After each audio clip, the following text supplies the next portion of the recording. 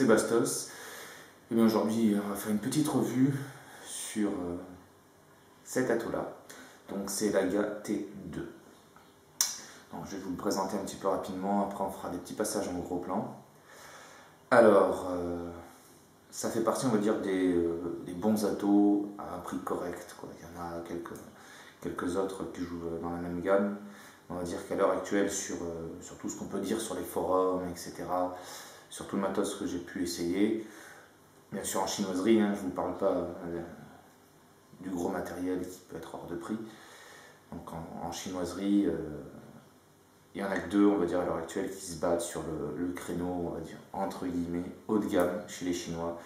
C'est l'Aga T2 et vous avez qu'à regarder un petit peu mes vidéos. Voilà, donc moi je suis assez fan de cet atout, quand même, comme pour l'autre, hein, j'en ai deux. Donc voilà, ça c'est une version qui a 1 ou 2 mois. Et ça c'est la dernière version du T2. Donc je vais vous montrer 2-3 petites choses qui ont changé quand on passera en gros plan. D'abord, on va parler un petit peu de l'atout. Donc il est solide, costaud, il est vraiment bien, quoi. C'est-à-dire cet atout-là. Vous voyez, pour enlever, il faut forcer un petit peu sur le caps du haut.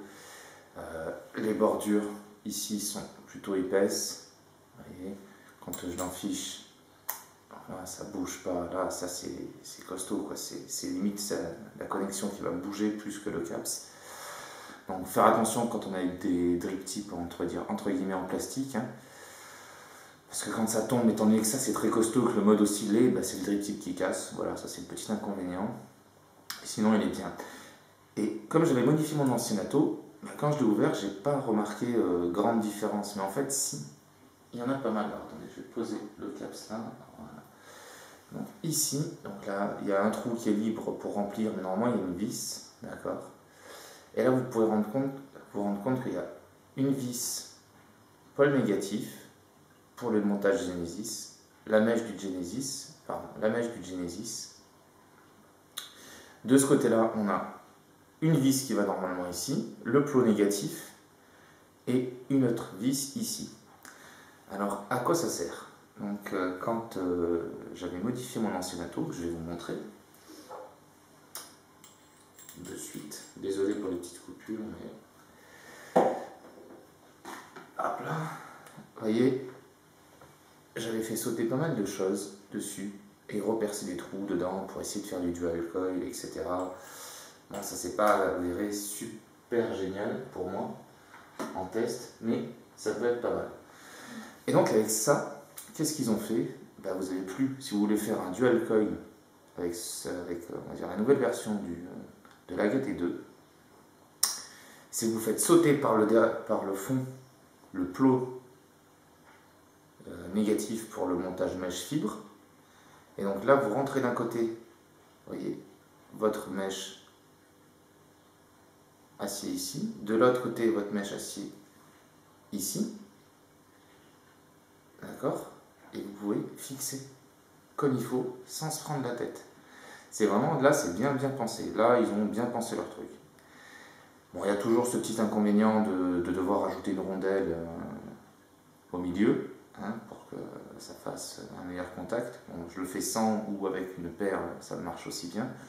Après voilà, ça c'est parce que les vis centrales sont un peu trop petites. Mais bon, ça c'est un petit défaut sur lesquels, on va dire, qu'on peut corriger facilement sans trop bricoler. Soit une perle, soit une rondelle. Soit avoir pris l'habitude. Voilà. Donc là, on va passer en gros plan pour le démontage et pour le remontage. A tout de suite. On va le démonter vite fait, hein, pour vous montrer. Donc voilà, un écrou. Pour faire attention, c'est quand même du petit matériel. 2 écrous. Pour rien perdre, c'est un peu chiant. Voilà, 3 écrous. Ça, c'est la première chose à faire. Tenez, j'ai fait ce petit oubli, c'est qu'on va revisser ça. Voilà, donc une fois qu'on a fait ça, on peut pousser et on enlève le positif. Donc là, on dévisse. Hop, hop, on redévisse ici.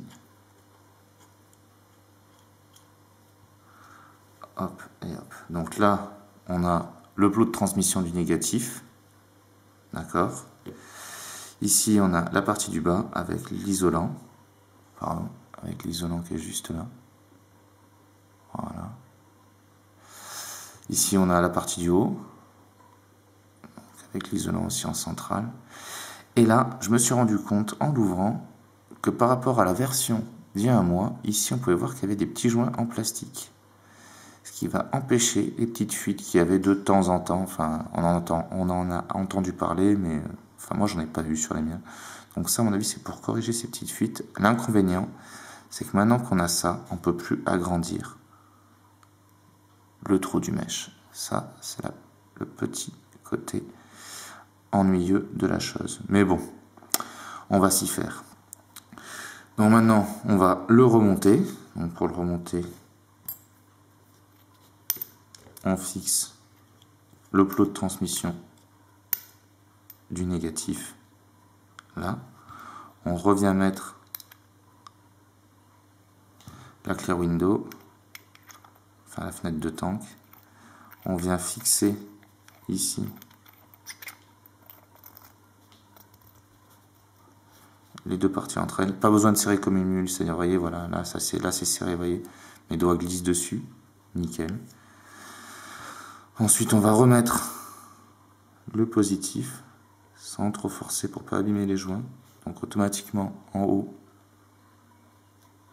le positif va sortir, enfin l'isolant du positif va sortir. On plaque bien comme il faut, en bas. Pardon, je ne sais pas si vous voyez, voilà, donc ici on va essayer de mettre bien comme il faut. Là, on va venir remettre le joint sans l'abîmer au fond, tout doucement, sans le presser non plus. Voilà. Et là, on n'a plus qu'à remettre les rondelles. Vous voyez, c'est comparé à certains nouveaux atouts qui sortent, bon, ben, il est encore sur une fabrication un peu à l'ancienne. Mais ce qu'on peut dire, disons que c'est pour en avoir déjà un, c'est qu'il a une bonne usure dans le temps et on peut réaliser, on va dire, des Genesis de façon assez rapide et correcte avec. Voilà, donc ça c'est pour la petite présentation. Montage, démontage de l'atto pour le nettoyer. Bon ben voilà, on vient de démonter, remonter l'atto. Chose à savoir, j'ai pas réellement dit une bêtise, mais le joint, donc les joints ont changé en fait par rapport à l'ancienne version. C'est pas qu'il n'y en avait pas, attention, il y en avait, c'était des O-rings. Et donc les petites fuites dont je vous parle, c'est parce qu'en fait sur le haut, comme ça a tendance à chauffer, la plaque du haut, le joint avait tendance à se détériorer. Tandis que là, comme vous avez un truc incurvé qui va revenir dedans, ça peut corriger le problème. Voilà ce que je voulais dire, ça c'était la petite parenthèse. Donc vous avez pu voir qu'il se démonte, qu'il se remonte assez facilement, qu'il est assez pratique, plutôt bien fini, qu'il envoie comme il faut. Donc là je suis réglé à 10 watts, et regardez.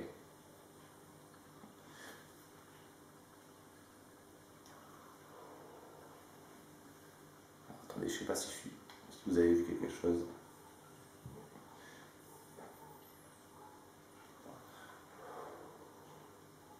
Voilà, moi j'aime bien. Bon atout. Donc après, je me suis habitué à avoir des plus gros air hole.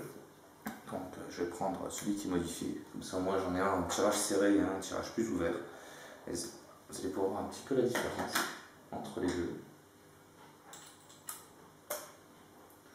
Voilà. Donc là,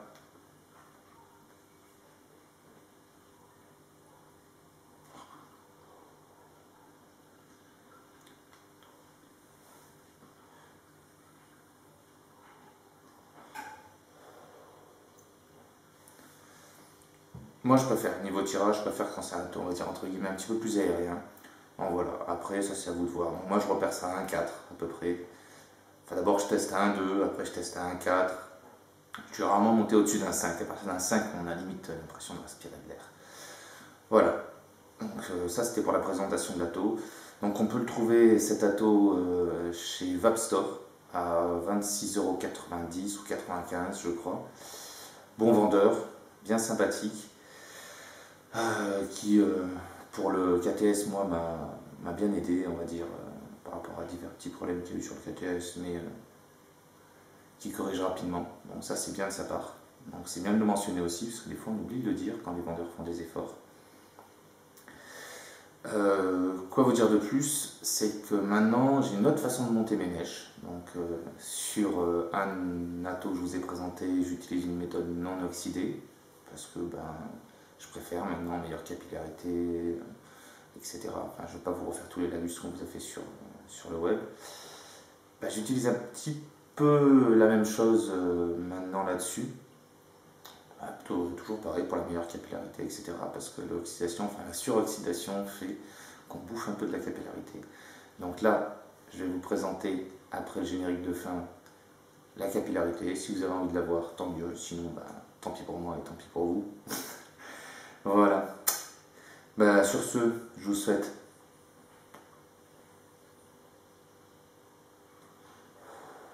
une bonne vape. Et rappelez-vous, vous pouvez trouver cet atto chez Vapstore à 26,95 €.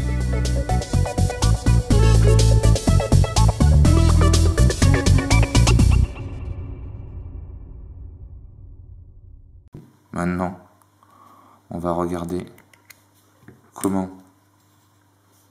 lui faire son mèche dessus rapidement. Donc pour ça, j'utilise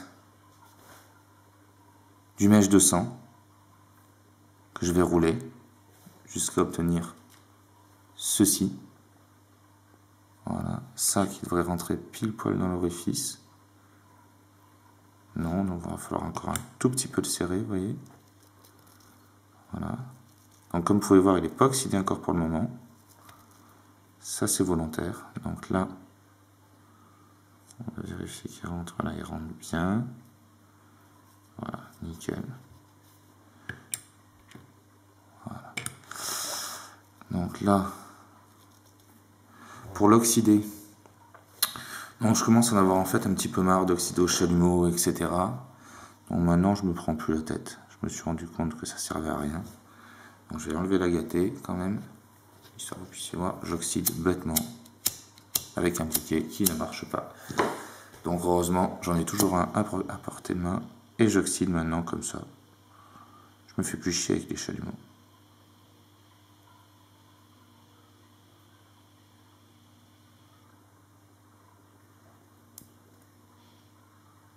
Vous voyez, il devient noir, c'est ce qui compte.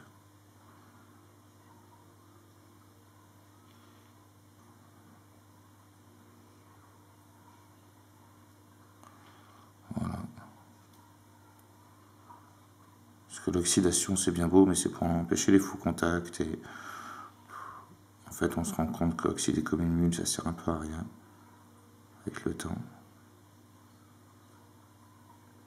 Donc après, je dis pas que c'est la meilleure solution peut-être pour un débutant, mais franchement, c'est bien pratique, quoi.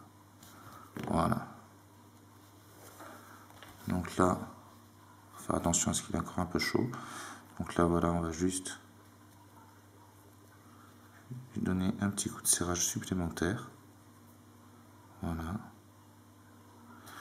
Et là, on va considérer que ici, c'est la partie du haut, donc on va lui mettre un petit coup de chaud en plus.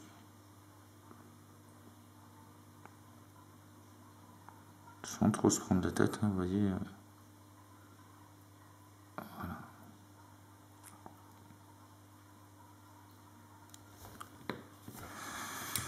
Donc là, on va lui mettre un petit coup de juice dessus.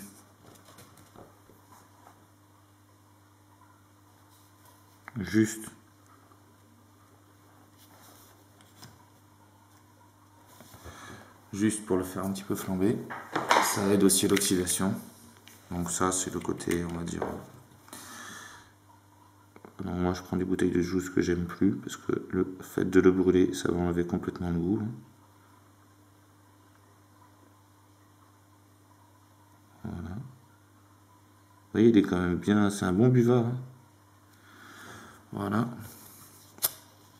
Et on lui met un petit coup de feu.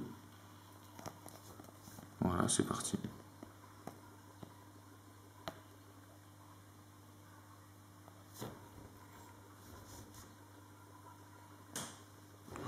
Voilà, on va le faire 2 fois.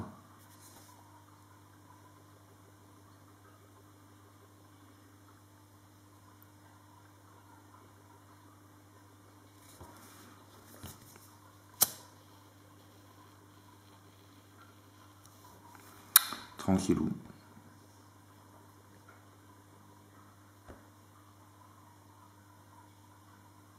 Voilà. Il s'est bien éteint.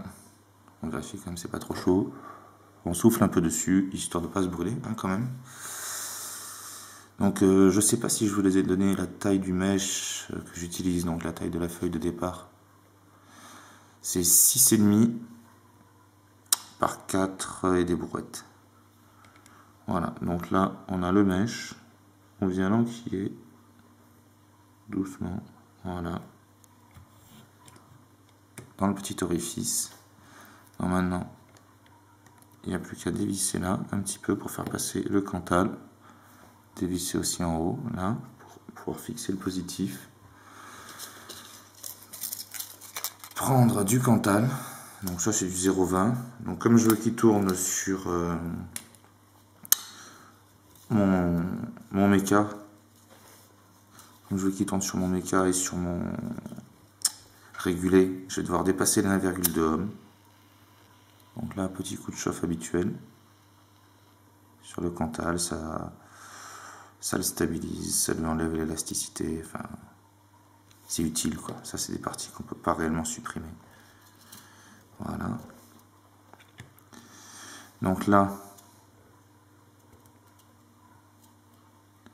je vais venir fixer mon cantal. Vous voyez, tac. Attendez, vous avez le plot peut-être qui vous gêne. Là, c'est mes doigts. Donc voilà, je serre pas trop, ça sert à rien de serrer comme une mule.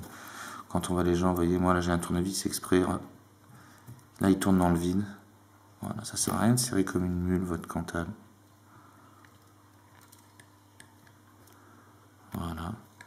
Donc là, on relève le cantal, pour le mèche, pour qu'il soit à la bonne dimension. Et là, donc là, je vais faire que 3 tours.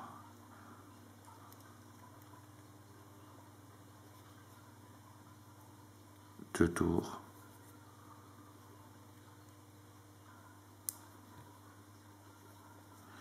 Et 3 tours. Voilà. Donc là, maintenant que je suis là, je viens contourner le plot pour me mettre là le plus en face possible. Voilà. Ici. Là, désolé, vous verrez avec mes gros doigts, mais là je serre la vis. Donc pas comme une mule au début, parce que je vais replacer le mèche à chaque fois. Voilà. Au fur et à mesure on serre. Voilà, donc là, il est assez bien serré. Donc on va faire comme d'hab, comme je vous dis, je me sens confiant comme à chaque fois. Donc on coupe.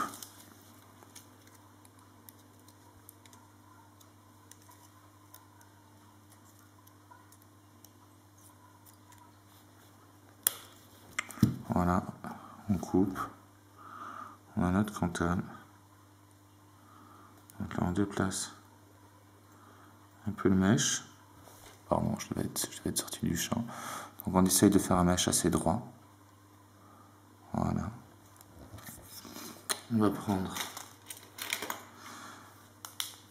Moi j'ai ça comme outil pour. Pardon. Hop là. J'ai ça comme outil pour mettre les spires parallèles. En fait c'est plus. C'est pas réellement pour faire joli qu'on fait ça, c'est pour que les spires soient parallèles, pour qu'elles chauffent le liquide assez bien en même temps. Chaque fois on dit ouais c'est pour faire joli. Non, non, non. Il y a une utilité. Et là, après on essaye voilà, de bien plaquer. Donc la partie basse contre le socle. Et la partie haute, ben, on essaye de faire attention qu'elle ne soit pas étranglée. Voilà. Voilà. Dernier petit tour de serrage. Et voilà, donc là on a un mèche qui n'est pas droit, pas réellement droit quand on regarde en vue de dessus. C'est pas terrible, mais franchement ça va, quoi. Il devrait bien fonctionner.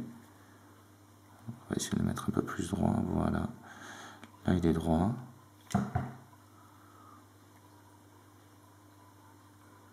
Il n'a pas l'air trop étranglé, vous voyez.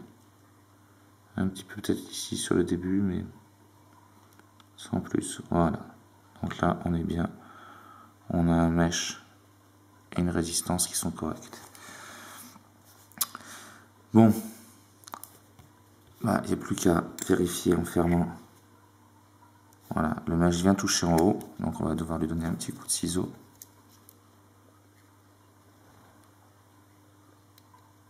Bien la raser, voilà. Ici, on va lui redonner un petit peu sa forme.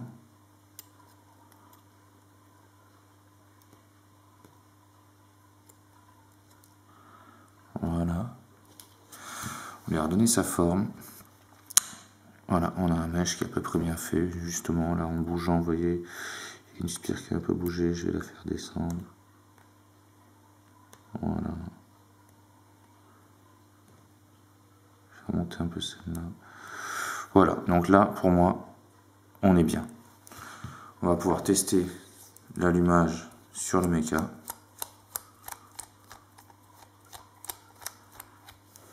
Juste pour voir.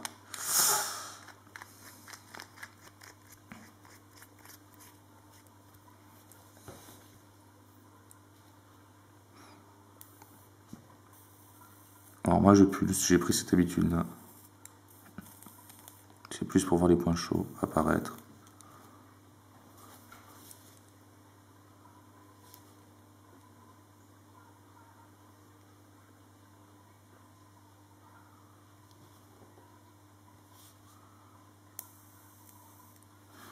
Voilà, vous voyez, là.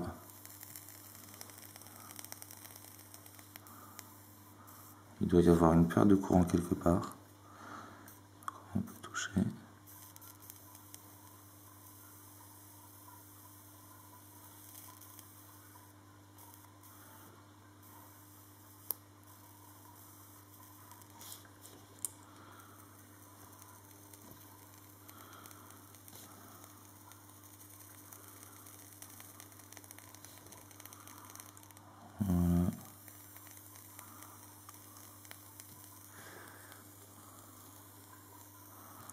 Voilà, c'est dommage, il y a beaucoup de lumière.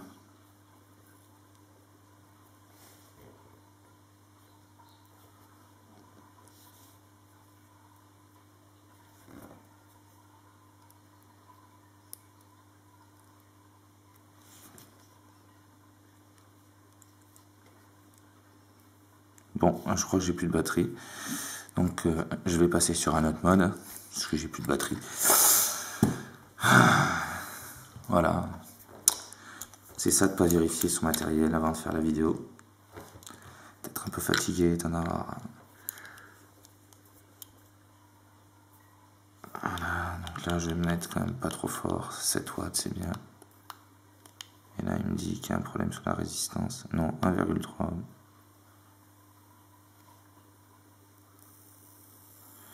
Ouais, j'ai un problème sur la résistance en bas, elle veut pas se mettre en route.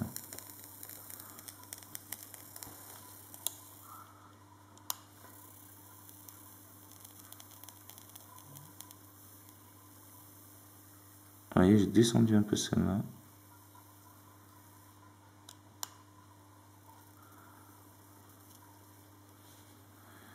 Il y a une fuite quelque part.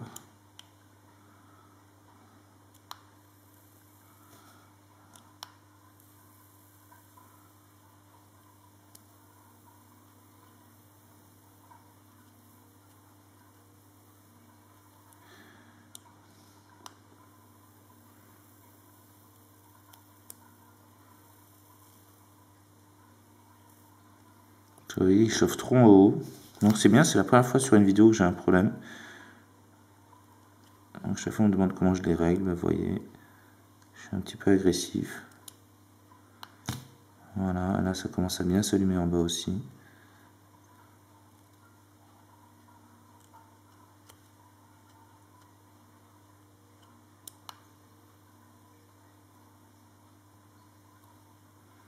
Voilà, là on commence à être bien partout. Par contre ça a tété sur la batterie. Voilà, et vous voyez, on n'a pas besoin d'oxyder. Voilà. Là on est bien. Ça chauffe un peu trop encore en haut.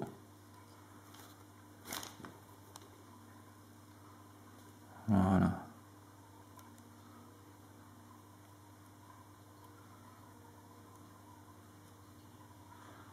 voyez, regardez.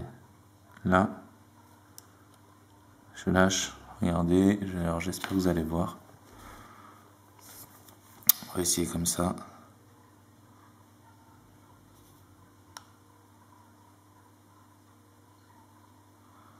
Et ça s'allume bien en même temps.